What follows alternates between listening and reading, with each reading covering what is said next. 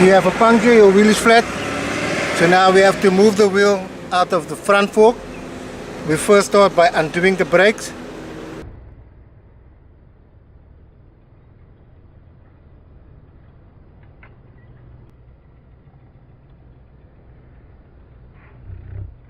And then you move the lever of the skewer to the open position.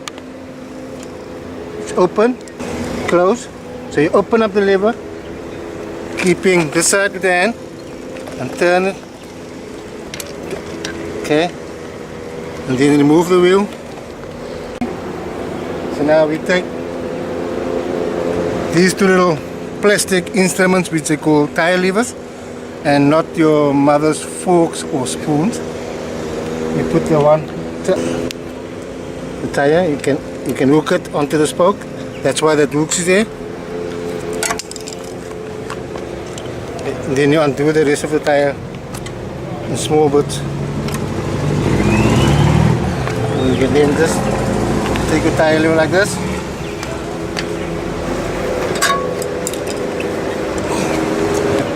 Tube out of the tire.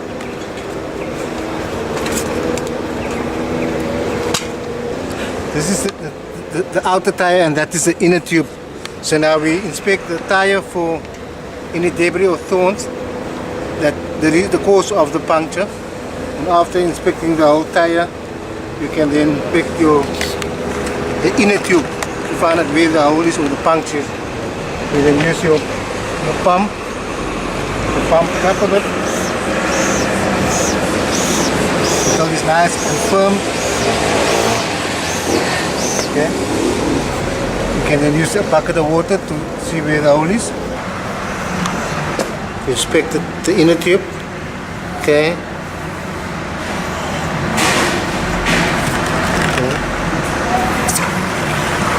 Okay. As you see, the ears.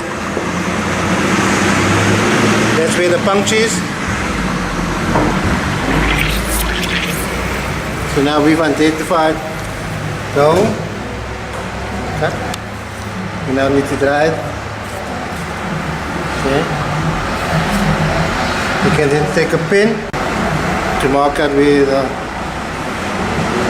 the hole is or the puncture, so you can see which area you need to clean. Put a patch. Okay. Take a piece of sandpaper just to clear the area. Remove the little dust or whatever mark is there.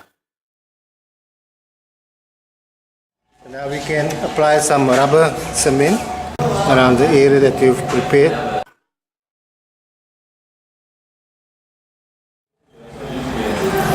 That's where the hole is.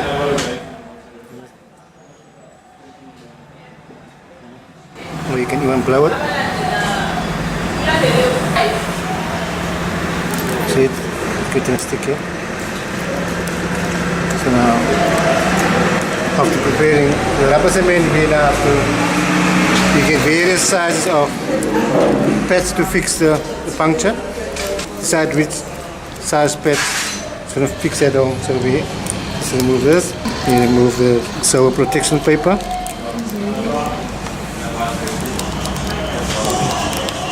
Okay. So you must never contaminate that. You must try not to touch it. So now, before applying this, we make sure it's nice and sticky. So now we apply the pads.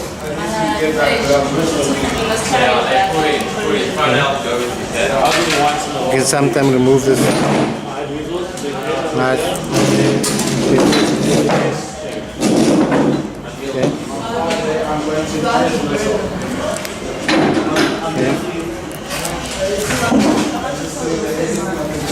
Our puncture has now been fixed, and this is a tube ready to be reinserted into our wheel.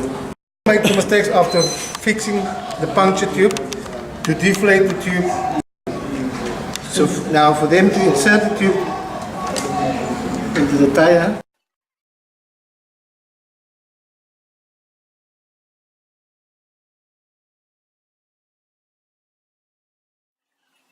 This is what would happen with the uninflated tube. Now, to prevent this, I would advise the students to inflate the tube a little bit. nicely shaped, so now it will fit easily in to the tire, as you can see.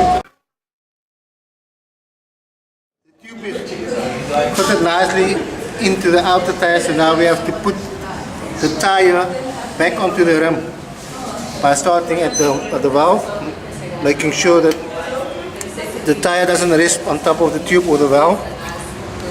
So now we can